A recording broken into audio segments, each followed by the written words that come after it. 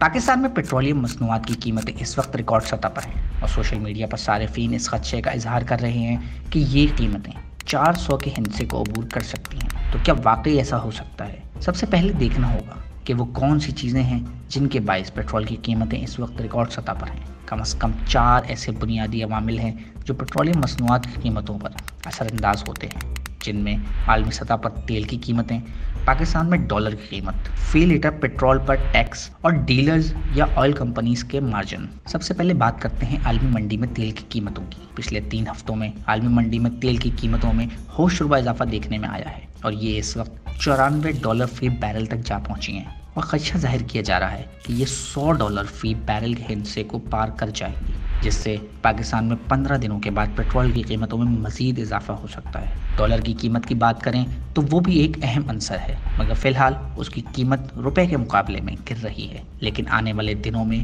کیا یہ صورتحال برقرار رہتی ہے یا نہیں، بہت اہم ہوگا، کیونکہ اس کا براہ راست اثر بھی قیمتوں پر پڑے گا۔ اب آتے ہیں پیٹرول پر لگنے والے ٹیکس پر، جن میں سب سے اہم ٹیکس پیٹرولیم ڈیولپمنٹ لیوی ہے۔ پی ڈی ایم حکومت کے IMF سے کیے گئے اسٹینڈ بائی ایگریمنٹ کے مطابق پاکستان اس وقت پیٹرولیم ڈیولپمنٹ لیوی کے مد میں آئل مصنوعات پر $60 فی لیٹر تک ٹیکس وصول کر رہا ہے۔ پیٹرولیم مصنوعات پر اس ہوش ربا ٹیکس کی بنیادی وجہ حکومت کے براہ راست ٹیکس جمع کرنے میں ناکامی ہے، جس کے اثرات عام آدمی پر پیٹرول کی قیمت میں اضافے کی صورت میں آتے ہیں۔ اس کے علاوہ ڈیلرز اور آئل کمپنیز کے مارجنز کی بات کی جائے تو اس میں بھی اکنامک کوآرڈینیشن کونسل نے 4 قسطوں میں اضافہ کرنے کی منظوری دی ہے۔ 15 ستمبر سے ہر 15 دن بعد پیٹرولیم مصنوعات پر ڈیلرز مارجن کی مد میں $0.41 اور آئل کمپنیز مارجن کی مد میں $0.47 فی لیٹر اضافہ ہوگا۔ اگر تو اس مہینے کے اختتام تک ان تمام اہم عناصر کی قیمتوں میں اضافہ نہیں ہوتا، جس کے امکانات بہت کم ہیں، تو شاید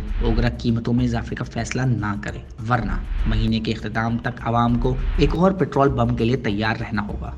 مزید نیوز اپ ڈیٹس اور ڈیجیٹل سٹوریز کے لیے سبسکرائب کریں ڈان نیوز پاکستان۔